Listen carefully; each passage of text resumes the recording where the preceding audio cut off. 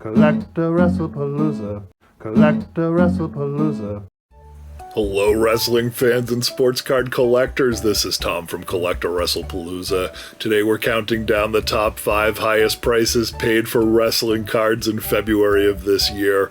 If you're new to this channel, we feature all types of collectibles with a big focus on the golden age of the WWF from the 80s and 90s. If you've been here before, welcome back, and I appreciate the support. If you like this sort of content, please make sure you like this video and subscribe to the channel. It only takes a second, and that way you'll never miss another sweet wrestling card video straight to your feed. I post new content every Friday night. So let's get to the top 5. This list is ripe with new releases from Topps, as well as a Golden Age card that regularly makes the top 5, but this time in a PSA 10. At the end of the video, I'll compare the number 1 from this month to the last time I counted down the top 5, way back in November of 2024.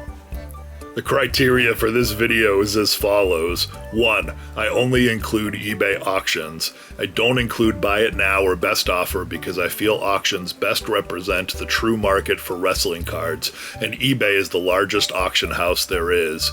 2. I filter sold eBay auctions on the search term wrestling cards to find the highest prices. 3. If the sale appears suspect for any reason, I don't include it in the top 5. And finally, I'm only including sales from a really hot month in wrestling cards, February of 2025. Coming in at number 5 is a banger. The late great Bray Wyatt has a Superfractor in the new 2025 Topps Chrome. It sold raw for $1,778. Wyndham Rotunda, otherwise known as Bray Wyatt, is best known for portraying the Fiend in the ring and on the Firefly Funhouse promos.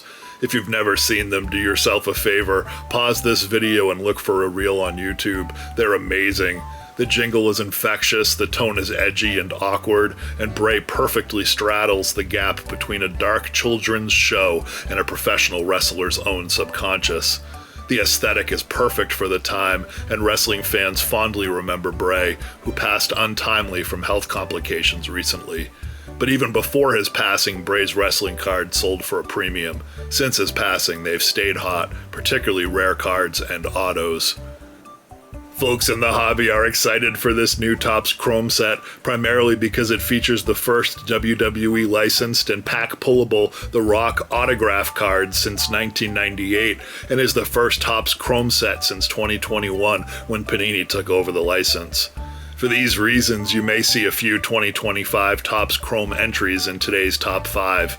Will a Rock auto be number 1? You'll have to stay tuned to find out. Coming in at number 4 is a beautiful one-of-one card of the excellence of execution Bret Hitman Hart. His 2024 Flawless Diamond sold at auction for $1,999. If you're gonna do a one-of-one of Bret Hart in the flawless aesthetic, you can't do much better than this card. I love just the sliver of pink on his jacket and tights. If they had shown more of the fluorescent pink color on this card, it would have gone into the baby blue, baby pink realm, which very easily could have ruined the design. Instead, they chose a classy shot of the black jacket with the embroidered sleeve and a regal adornment. This is one of the kings of professional wrestling, very fitting for a diamond card, just like one that would be on his crown. This week's number 3 entry is 3 cards. I couldn't include just one as they all sold for almost the same price, are all part of the aforementioned 2025 Topps Chrome WWE series, and are all Rock autos. 2 orange refractors out of 25 sold for $3,055 and $3,550, and a red refractor out of 5 sold for $4,550. Time will tell if these are good prices. Certainly there's FOMO in the market, and collectors don't want to miss out on their chance to own the first Rock autograph since 1998. But there is also a legitimate chance prices go up from here, particularly on the red out of 5 card shown in this picture. It's a great design. I love the arm raised, the photo looking up at the final boss from an angle, and the classic portrait style of this card. It is just flashy enough. Considering that the black 1-of-1 Panini Prism sold for $126,000 in 2022, I feel like $45.50 for an out of 5 first auto in almost 30 years is probably a steal. Viewers, do you agree? Leave your thoughts and let's get some dialogue going. Is $45.50 a good price for the out of 5 Rock Red Refractor autograph card? Coming in at number 2 is another out of 5 autograph of The Rock from the same card series, the 2025 Topps WWE Chrome, but this one of the Retrospective design, which sold at auction for $4,750. Which card is better? I actually prefer the Red Refractor auto simply because the picture is better. This is an odd photo of The Rock. I get it, he's preparing the people's elbow, but I want a classic portrait photo if I'm going to invest in a Rock autograph in 2025. The Rock has become an icon, and I would want an iconic looking portrait. It's too bad in a way, as the rest of the card's design is arguably better on this entry than the Refractor. I love the bull logo in the center, the autograph clipping the bull's face, and the simple red band. I love the blurry background and the simplicity of the design. This is a great card. I'm just saying, I prefer the Refractor. Again, viewers weigh in and let us know your thoughts in the comments. And coming in at number 1 is an amazing sale that proves wrestling cards are alive and well. Perhaps my favorite wrestling card of all time, an 85 Hogan, sold in a PSA 10 for $20,100.